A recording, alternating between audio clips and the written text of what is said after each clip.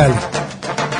21 a 22 y ahora vamos a hablar con Héctor Polino. Él es titular de Consumidores Libres y ex diputado de la Nación. Héctor, buenas noches. Sergio Rosso lo saluda. ¿Cómo está? Buenas noches, muy bien, gracias. Bueno, gracias por atendernos. Un placer enorme hablar con usted. Bueno, muchas gracias. Polino, hoy se realizó una audiencia pública para saber el valor del gas en Boca de Pozo, pero el 19 de enero también hubo otra audiencia pública para tratar la tarifa de las empresas de transportadoras y distribuidoras. ¿Participó de ella? Sí, participé de la audiencia del 19 de enero. Bien. Participé y hice uso de la palabra. Bien. Donde leí el documento que redactaron 31 entidades de defensa de los consumidores. Bien. De modo que yo fui el encargado por las entidades de leer ese documento donde fijábamos la posición con respecto a las posibles aumentos de las tarifas en los tramos del transporte. Bien. Y la distribución de la energía eléctrica. Bien. Perdón, del gas natural. Sí, totalmente. Y nosotros sostuvimos en esa oportunidad lo mismo que se sostuvo hoy, que se trató el precio del gas en Boca de Pozo, que no es el momento de resolver un aumento tarifario, porque el país viene sufriendo una profunda crisis económica desde hace muchos años, sobre todo por la política que llevó a cabo el último gobierno nacional, y a eso se le agrega la crisis derivada del problema sanitario desde el mes de marzo del año 2020. Y el país recién ahora comienza con una leve recuperación de la actividad económica. Si a esta leve recuperación de la actividad económica nosotros, el Poder Ejecutivo autoriza un aumento en las tarifas del gas natural, vamos a frenar esta reactivación económica que se viene produciendo. Héctor, el presidente de la Nación en un reportaje que dio al canal de noticias C5N hace unos minutos, dijo, sobre suba de tarifas no hay nada de eso, no hay ningún planteo de tarifazos. Uno lee algunos portales y dicen, los usuarios temen que las facturas de gas lleguen con un 40% de suba, y yo le quiero preguntar, las empresas, ¿qué número piden y qué cree usted que va a terminar pasando con esto? Bueno, primero son varias las empresas y no todas piden lo mismo. Bien. Tenemos 2 empresas transportistas, Transportadora Gas del Norte y Transportadora Gas del Sur, y tenemos 9 empresas que distribuyen el gas natural en todo el país. Las estructuras de costos del gas natural de esas empresas no es la misma, porque no es lo mismo distribuir el gas natural en un distrito como la ciudad de Buenos Aires, con una densidad poblacional en pocos kilómetros cuadrados, que distribuirlo en provincias del interior del país.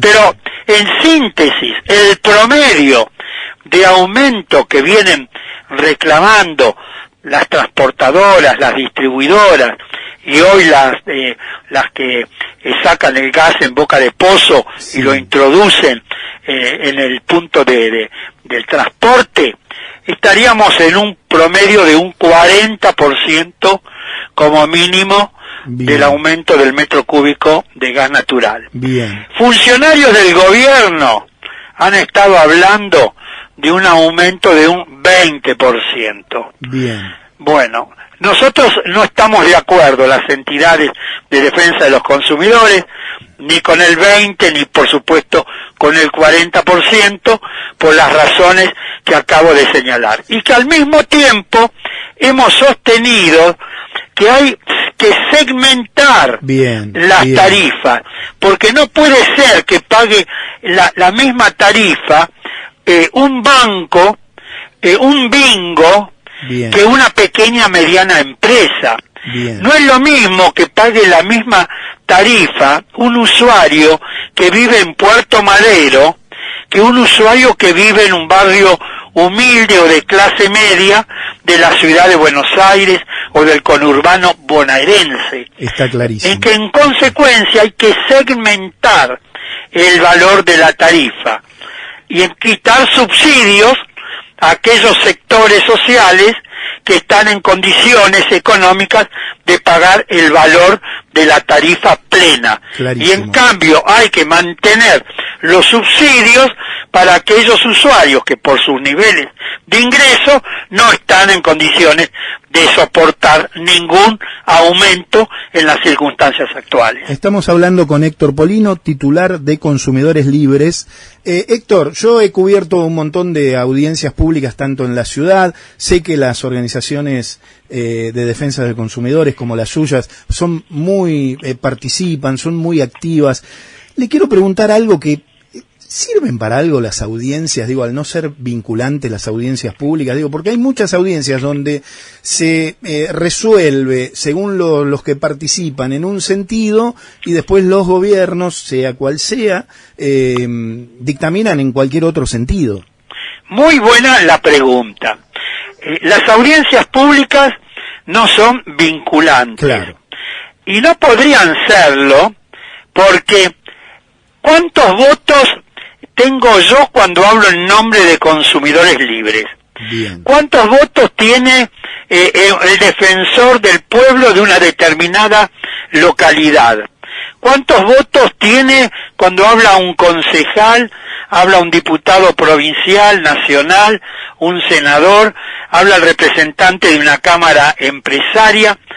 Pero las audiencias públicas son un importante mecanismo de participación ciudadana. Sí. Y además, yo cuando fui diputado nacional presenté un proyecto de ley que lamentablemente no fue aprobado hasta el día de hoy. Bien. Que la autoridad que tiene que resolver en definitiva las tarifas tiene que ponderar en la resolución los argumentos que se expusieron en las audiencias públicas. Bien. De modo tal que el resultado de la misma, traducido en la resolución que toma luego el organismo competente, Bien. sea una resolución lógica, racional, que responda a los argumentos expuestos en las audiencias públicas. Bien. Porque de lo contrario se transforma en el cumplimiento de una mera formalidad y termina siendo una burla realmente a los usuarios. Comparto. Yo tengo un caso paradigmático, si tengo tiempo Sí, cómo no. te lo cuento. Sí, con todo. Un día, hace ya muchos años, se convocó una audiencia pública para tratar el aumento en el boleto de los trenes, Sí. de los trenes de pasajeros. Y la audiencia pública se llevó a cabo en un galpón ahí por la localidad de Ituzaingó. Sí. Un día que en la sombra hacía 40 grados de temperatura. Tremendo. La audiencia pública terminó como a las 2 de la mañana. Al día siguiente, yo hablé, por supuesto, en esa audiencia pública, era diputado nacional, y al día siguiente, cuando a las 10 de la mañana, estaba en mi despacho, en la Cámara de Diputados de la Nación, tengo sobre el escritorio el boletín oficial. Sí. Lo leo, y estaba en el boletín oficial la resolución estableciendo un aumento en las tarifas del transporte ferroviario de pasajeros. Tremendo, Héctor. Una verdadera burla, Burla. porque mientras nos estábamos cocinando en ese galpón, discutiendo y oponiéndonos a los aumentos de tarifa, el Poder Ejecutivo Nacional de entonces había mandado a imprimir y había mandado la resolución al boletín oficial para que la publiquen. Una verdadera burla, porque ni siquiera tuvieron la delicadeza de publicarla a las 24 o a las 48 horas después de haber finalizado la audiencia pública. Héctor, un día con tiempo lo vamos a invitar cuando pase esta pandemia que venga al piso a charlar de este tema que es tan interesante, porque otra cosa que también es una burla es la manera en que comunican las audiencias públicas, de cosas que se entere la menor cantidad posible de gente. Esto lo digo yo, por supuesto, ¿no? No, pero además, y esto lo señalamos, convocaron a la audiencia pública para tratar el tema de las tarifas en la etapa del transporte y distribución del gas natural del 19 de enero, y la de hoy el 31 de enero, cuando una parte importante de la población está de vacaciones. Claro, y hoy muchos están viniendo de vacaciones y otros están yendo de vacaciones, con lo cual han restringido al máximo la participación ciudadana.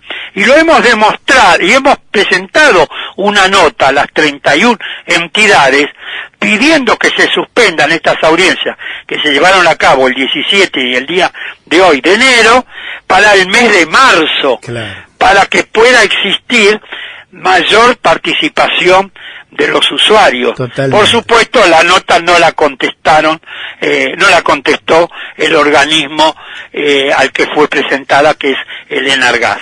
Estamos hablando con Héctor Ponino, titular de Consumidores Libre. Héctor, por una cuestión de tiempo, le voy a hacer la última.